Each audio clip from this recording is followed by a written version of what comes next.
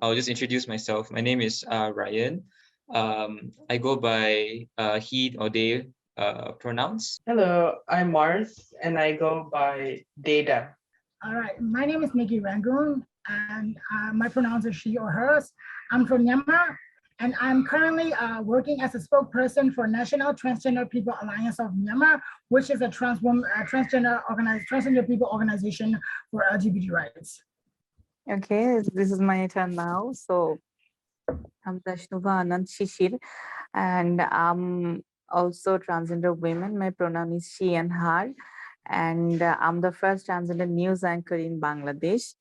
And I'm basically a theater performer. Basically, I'm a freelance actor. I'm doing performance in TV media or theater. And recently, I also work as a freelance model. So in Bangladesh, yeah, people knows me very well. I have also Wikipedia. So if you type tashnubhaanand.com, you will get more information based on that. Beside of this, I have a small platform that is not registered yet. This is a voluntary platform. I'm really happy to meet all of you. There is so many potential person. Maybe I will be able to learn many things. So my name is Nhuun. Actually, I'm the executive board member of the ILGA Asia as trans representatives. And I have also worked with APTN, Asia Pacific Transgender Network, as the Senior Human Rights and Advocacy Officer. And nice to see you here. Nice to see everyone here. Nice to see new face and old face and the colleagues from ILGA Asia as well. And looking forward to hear a lot from you both. Actually, you are the star of this event, so please share a lot, and hopefully we can get some of your insight, your input, which is really meaningful for our in occasion of the TDOR, Transgender Day of Remembrance this year, the day that we memorize the life loss in the previous years, right? And also our struggle in terms of namely discriminations, violence against trans people region-wide, for example, right? So hopefully we can discuss and hear a lot from you. How it's been during this whole COVID for you as a trans person or for your communities? So since the COVID started, a lot of work has stopped and a lot of celebration has stopped. So before COVID started in 2019, we celebrated Yangon Pride, and we have just started the drag culture in our country. So, we have a chance to make, employments. Like, I'm one of the original drag queens in here. So when the COVID happens, there were no jobs for me. And also, like, a lot of things have stopped. And during COVID in 2020, there's been a military coup and everything has shut down. So it's been very difficult. And right now the situation is like, there is nothing much we can do to move on and to change our life or something like that.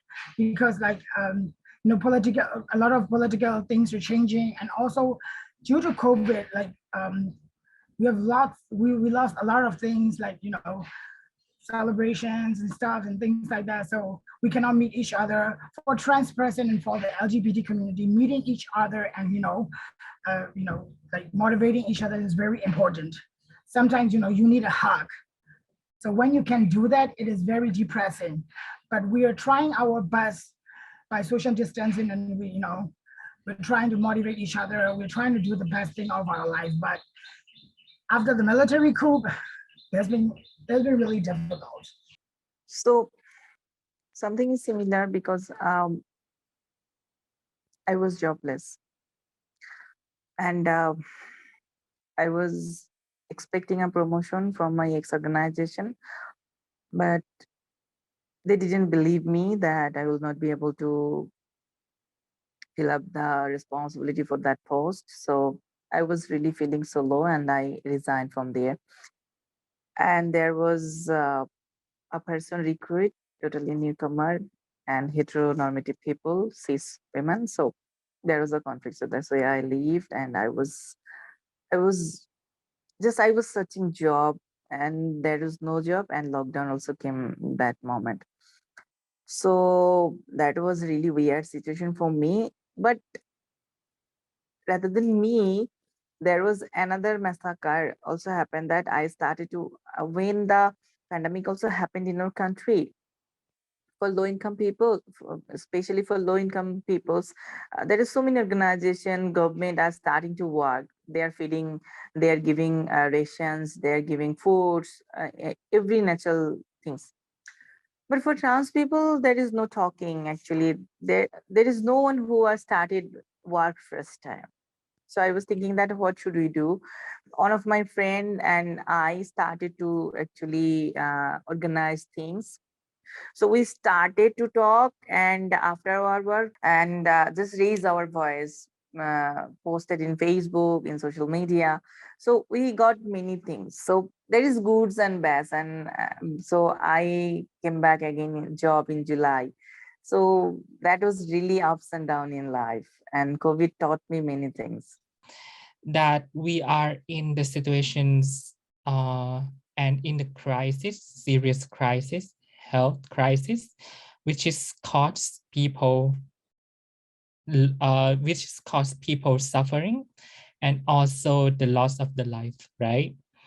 And which is very serious, I think. And I really believe that trans people are more vulnerable.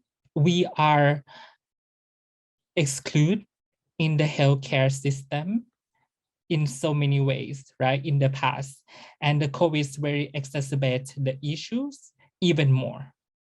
And we even suffer from that lack of trans competent healthcare already. And in COVID, we kind of like see how a lot of good healthcare in this region is privatized, right? You need to go to the private hospital to get the good healthcare.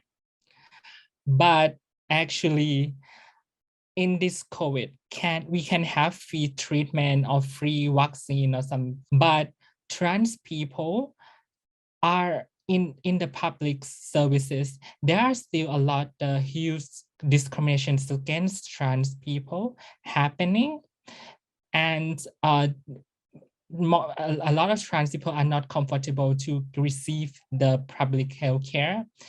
But why in the COVID situations, like our friend said, right? The situation is that a lot of trans people lost their jobs because they are in the informal employment sector, right? And they can lose their job in a flash because there are some of the place that provide no contacts for transgender people, this type of thing. And if you want to get the good healthcare, you need money. We don't have any money. How are we gonna get the good healthcare? Why the a lot healthcare, good healthcare to treat the COVID-19 is privatized? That's the first thing. And building on that, the economic size of the issue as well, right? We see a lot of discriminations happen before already to trans people in employment sector, right? We cannot actually access to the job easily. Cisgender people get more positive feedback than trans people when they access to the employment, actually. Systemic oppressions, where trans people get oppressed already by this system, and the COVID-19 kind of like make our life more miserable. The government in these regions want us to die. Like TDOR this year, we also need to be reminded a lot of trans people have been suffer. This TDOR, we need to call on those governments to actually provide further protections and also don't let us die. Give an example. Can I Yes, say Nikki. something? Yeah, Nhuun said like we have to call out for the governments, to take care of us. But currently in our country situations, there is no situation that we can call out, or like most of my trans sisters, they were in jail right now as we are speaking. They were being captured, they didn't do anything. Even though I have to run away for like 2 months, now I'm back in my home. So, my country situations is not a very easy one to call up, do things like that. In the past time, we can do, events, or we can do some kind of acknowledgement on the social media or something. But for now, we just have to stay low, we just have to lay low. That's all we can do. It's not easy to call out your government during this time, actually. I would say no way to really call them out. That's why we, as a regional movement here, actually need to also help in a way to express the word and express the voice of trans women, men in your country. We can actually build the solidarity as well among us, actually amongst this regional movement, to hold the governments their accountabilities to the life of trans women. We can do in so many ways, but we don't know it's gonna work, right? Because there are many of the back, what is called, there is, I learned a lot about the struggle when the regional and international movement, when they did so as well, right? This is a good opportunity to learn more, to raise our voice to our network. Especially in South Asia, in Bangladesh, we can say that people doesn't have single sensitivity about what's the meaning of trans. There is a local context. There is a local context. People know some person who are doing traditional work that called local language in Hijra. Maybe you know the word. So people are doing same things that every people are Hijra, but they are thinking that the person, they are sexually not active, they don't have sexual affection, that's why they are Hijra. But they are not agree to know, and they are not willingly accepting the definition when we are talking. Yeah, some people are listening to us, that's why we can work, but majority of people they don't have this awareness. So that's why when a pandemic for all, right, and pandemic doesn't know that which gender will affect, so pandemic for all. So when we see the pandemic, endemic, any disaster in country or worldwide, we can and we see that marginal people are most vulnerable in that moment. So same thing in us. We was fighting for medication, we was fighting for vaccination, because there is a misinformation that when a person build up in a family by his or her sex is male, and when he is transforming himself or herself or themselves, they are wearing female costume, right? When we are going to public to get a vaccination, people are telling that this is your NID card, and your ID card showing that you are male and you are wearing a female costume, so you are not this similar person. So can you imagine the awareness among the people, where is it? So this is the main problem actually, and so for this reason we are fighting. When we are talking about these issues, people are quoting us that please don't talk as like Western culture. We have more different culture. We are belonging in our own culture. We have religion, and in our religion, transformation is sin. What is accepted in religion? Religion accept that Hijra people are by born, they are not able to perform in any sexual role. So this is from God, this is okay. But when transforming, such as you may know the international TV reporting, when I got exposure from all over the country, and when there is so many news, International platform are recognizing me as a trans, and in my country, people are doing discussion about which is legal and which is not legal. People are not accepting my transformation. Some people are so much positive because they know about that thing. This is natural. It can be. It should be right. So, and some of us are not agree to accept it, and I got so many threats from fundamentalists, from conservative Muslim people. So these things are also happening. So this is different to country, and in my border country, India, they have another issues might be because they don't have religion in Muslim. Actually, they might be another issues. So this is, but one thing is common and one thing is so much natural that we are vulnerable, we are fighting, and every old situation just we are fighting and we are paying by our lives. We came across that type of like fundamentalist actually a lot, right? They always say that, right? But what I always say to them actually is this: when your culture, the culture that you really believe in, cause the loss of life of people, caused a lot of killings, caused a lot of rejections, left people behind to death, is not the good culture. You cannot use that type of like excuse that is very Western. We're talking about the human rights. We're talking about social justice for people. I think in the email I asked if y'all know of any trans sisters or siblings that lost their lives, and maybe we can like pay our honor if you want to do one round of that. I have some siblings who are not, who didn't lose their life during COVID, but lost their life during the coup. And two of them, they're currently in jail right now. But, for their safety and security, I won't mention the name. But two of my siblings, sister, who I really, really love and who I really admire, they've been captured and tortured. I heard the news and everything, but there's nothing we can do. That's what I want to add. But not because of the COVID, but because of the coup. So sorry, Nikki.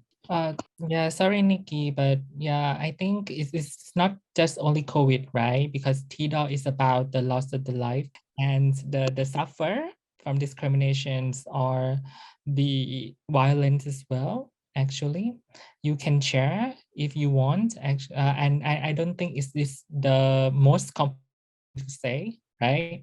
If you don't mind, you can also share, if you don't know anyone or you don't want to say, you can also share some of the expression, good expression, encouraging, or some kind word to the life that lost during this time. That would be great to hear from you.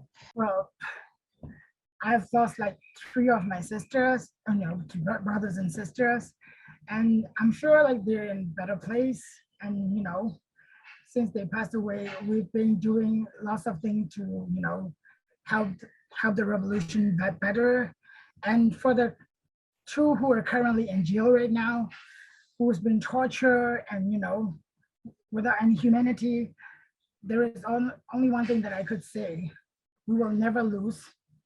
But we'll keep on trying to get the best of our life. That's all I can say. I'm sorry that I don't share that much because it's kind of the situation. Thank you so much for understanding. Yeah, our government is sensitive.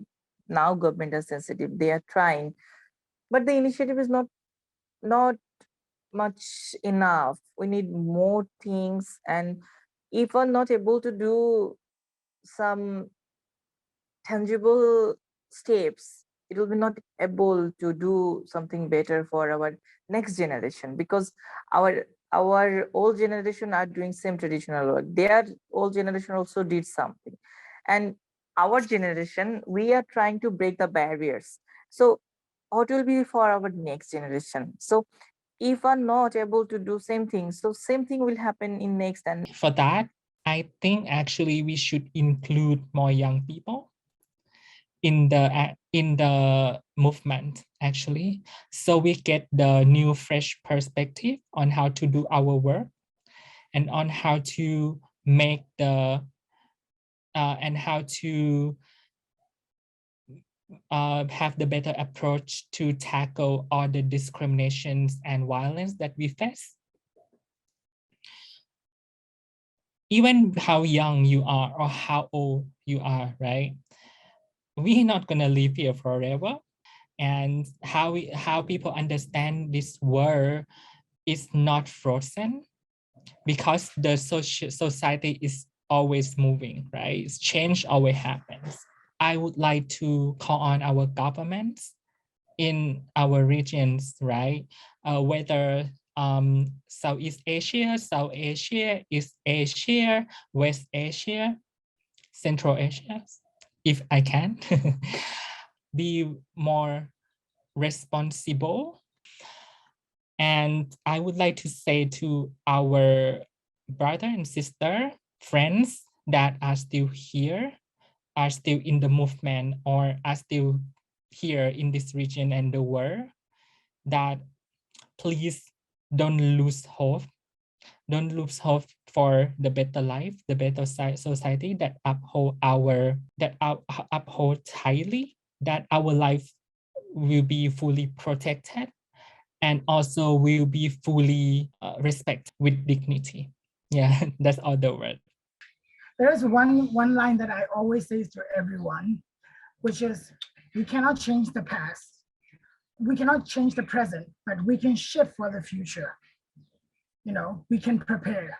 So prepare for the best and, you know, try to be good with everything. That's all I say to everyone. Thank you so much, Nikki. It's a very strong message we will never lose.